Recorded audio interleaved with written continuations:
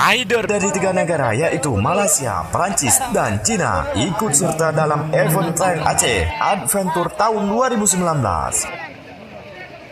Yang lebih mengejutkan lagi, Thailand Adventure tahun 2019 ini juga diikuti oleh Trikandi asal Surabaya. Irma, salah satu rider perempuan yang paling cantik yang ikut serta dalam event ini. Satu-satunya rider kita pada kesempatan ATA 2019. Prosesi pelepasan dilaksanakan oleh Bupati Saifan Nur Esos di halaman pendopo Bupati Kembali Saudara Kepala Dinas Pemuda dan Olahraga.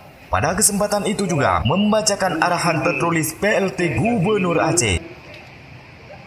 Kegiatan ini sekaligus sebagai ajakan kepada para penggemar Thailand Adventure di seluruh Indonesia agar mau bergabung dan menyelusuri wilayah perdalaman Aceh yang merupakan surga wisata adventure. PLT karena beliau tidak bisa berpindah Kabupaten Biren.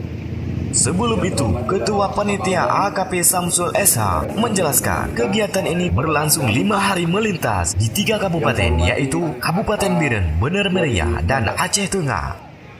Saya selaku Ketua mungkin saya akan persingkat. Dalam event adventure ini ada 310 rider yang berasal dari dalam dan luar negeri yang ikut serta dalam event ini, yaitu 4 rider dari Cina, 2 dari Prancis, dan 2 laginya dari Malaysia.